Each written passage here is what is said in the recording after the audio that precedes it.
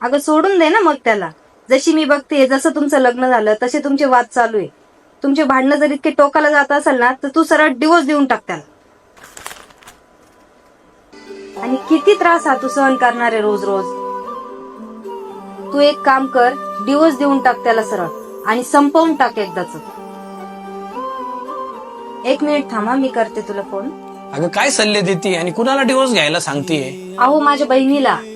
काय झालं त्यांचं? अहो त्यांची रोज रोजची भांडणं असतात. तिचा नवरा तिच्याशी रोज भांडत असतो आणि मग मी तिला सांगून टाकलं सरळ, तू डिवोर्स घेऊन टाक म्हणून. तिचा नवरा तिच्याशी भांडतो की दोघांची पण भांडणं होतात?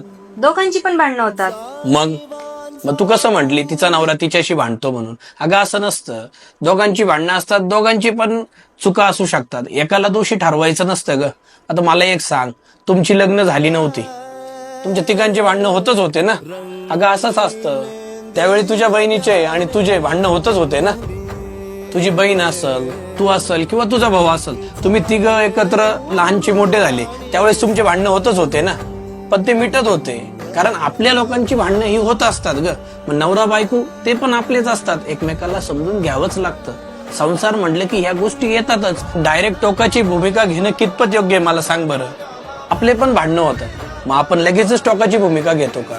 तेव्हा तू तिला समजून सांग, समजून घ्या एकमेकांना. लगेच डिवोर्स नको ग. मी एक सांगतो, तोडायला आहे ना अगदी एक क्षण पुरेसा असतो, पण जोडायला आहे ना पूर्ण आयुष्य लागतं बघ. सॉरी. तसं नाही ग. प्रत्येकाच्याच कुटुंबामध्ये, प्रत्येकाच्या संसारामध्ये सल्ले देताना खूप विचार करून द्यावे लागतात. कारण आपल्या सल्ल्यावर एक तर त्यांचा संसार खूप गुण्यागोविंदाने होतो किंवा संसार तुटूही शकतो. त्यामुळे सल्ले देणारा तेवढा परिपक्व असावा. आणि आपण सल्ले कुणाचे घेतो ते पण महत्वाचं आहे. अनोखी गाठ कोणी बांधली, एक झाले. आणि सगळ्यांना एकच विनंती आहे, डिवोर्स पर्यंत जाऊ. एक झाले ऊन आणि सावली. आणि व्हिडिओ आवडला तर नक्की फॉलो करा. धन्यवाद मित्रांनो.